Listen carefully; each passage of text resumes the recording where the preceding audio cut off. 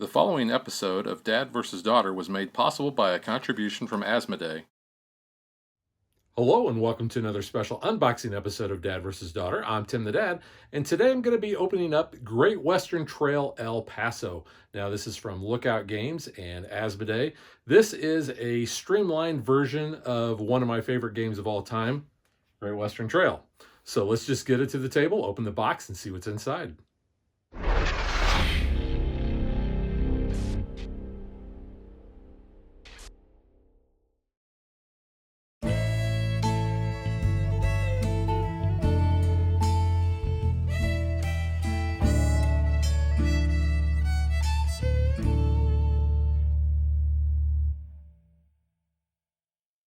Just for comparison, I wanted to show you the difference between the box size for Great Western Trail, the second edition, and Great Western Trail El Paso. So we're just going to put that aside, and let's take a look at this one.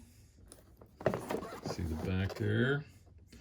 Story continues. El Paso at the end of the 19th century, 5 railroad companies have connected the Sun City to their network and made it a major hub for the cattle trade. So very neat, and it does have a solo option.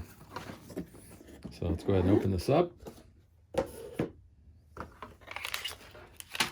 So we have a score pad, which is not double-sided, and there's really not a lot of paper to that.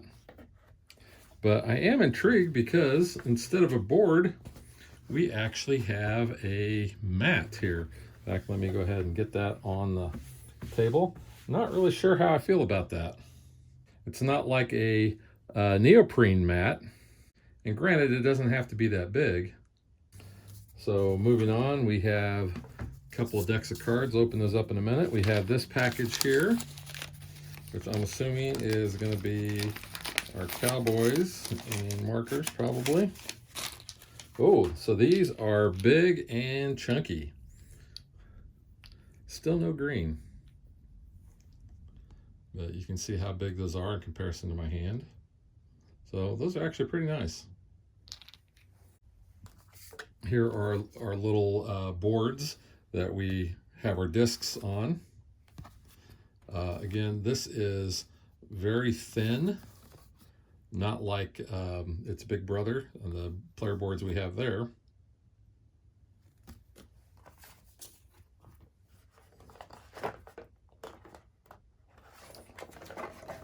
Here is our rule book.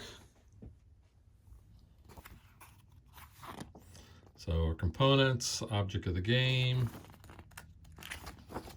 game board setup, player setup, gameplay, move phase, action phase, draw phase. And there's our actions. More actions, our auxiliary actions. And what we do when we get to El Paso, plus general notes and special cases. End of the game and the solo variant.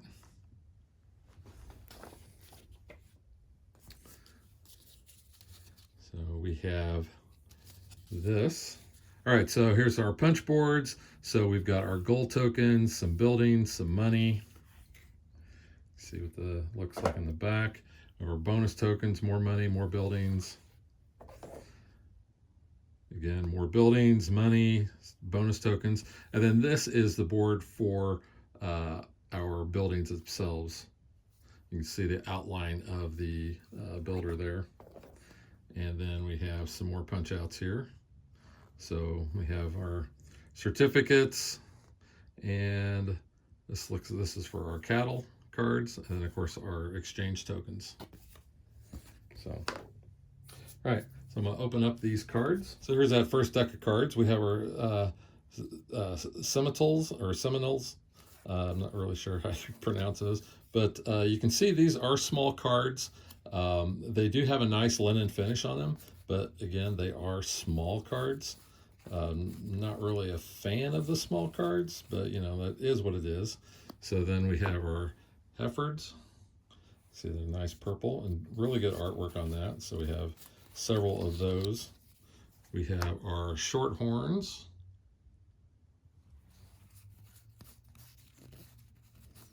plenty of those. Our Carentes.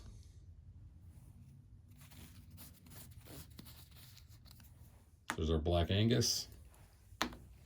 There's our Piney Woods.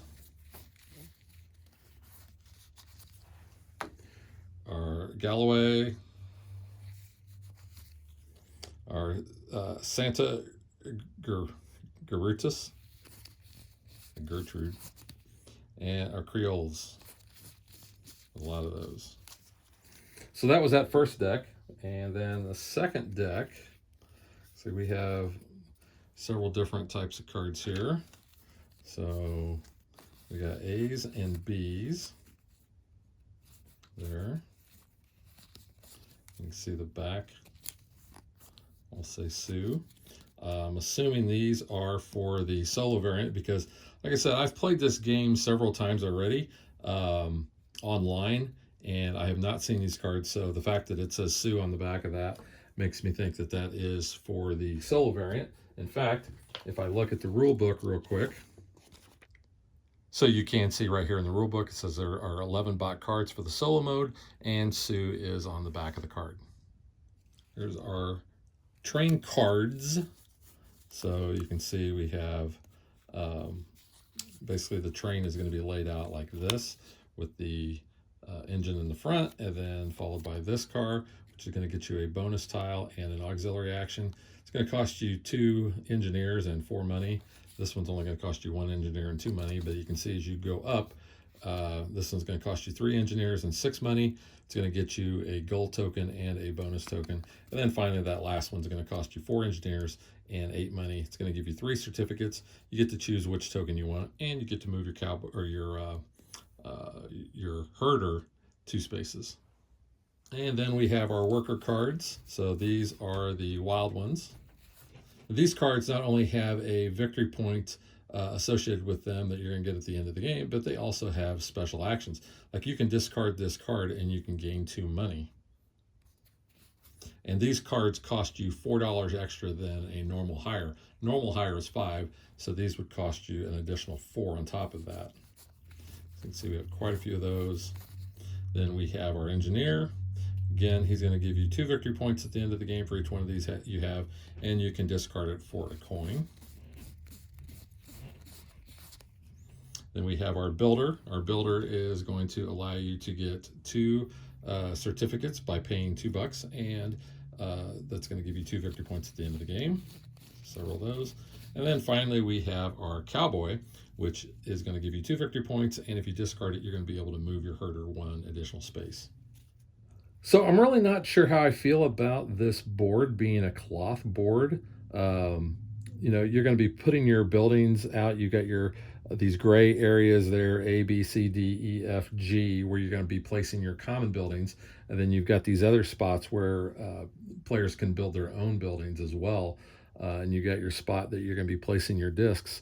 I don't know if that's going to need to be ironed or what. Of course, if you iron it, I guess it's not going to go back in the box very well, but I don't know. So check back on our review of this and see what I think after I've had a few plays on that. So these are tuck boxes for the individual tokens. So you have your exchange tokens, you have your gold tokens, your money, your bonus tokens, and your certificates.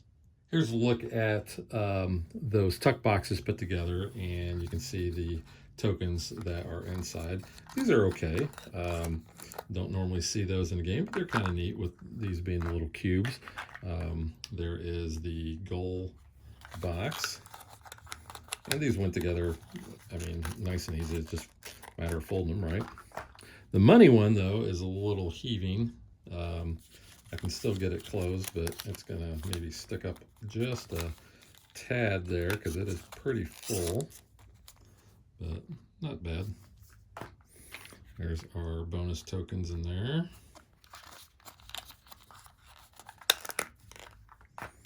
And then those other player markers for the player boards and certificates and such. So it tells you right on the box, you know, what it's for. And then the buildings, I didn't mention this when I was showing them off in the punch boards, but these are double-sided just like in the other game. But there's only 2 copies of each. So you've got, 1A, 2A, 3A, 4A, 5A, and 6A. And then if you flip them over, you've got 6B, 5B, 4B, 3B, 2B, or not to be, and 1B. And then those common buildings have that brown border, the dark brown border, where the other ones have that gray border. So you can see there's only 1 copy of each of these. It tells you if this is like your first game, or if you want just the standard setup, it tells you where that you're going to put those. And you can see there's nothing on the back other than a picture. But once you've played probably really only your first game, then you can shuffle these up and place them wherever you want on those designated spaces on the board. So that is Great Western Trail El Paso, and we'll catch you guys next time. Thanks for watching our video. We hope you enjoyed it, and if you did, click that like and subscribe button. You can also follow us on social media like Facebook and Twitter at DadVDaughter. And if you like what we do and you want to support us, you can visit our Patreon page. So thanks for watching. Thanks.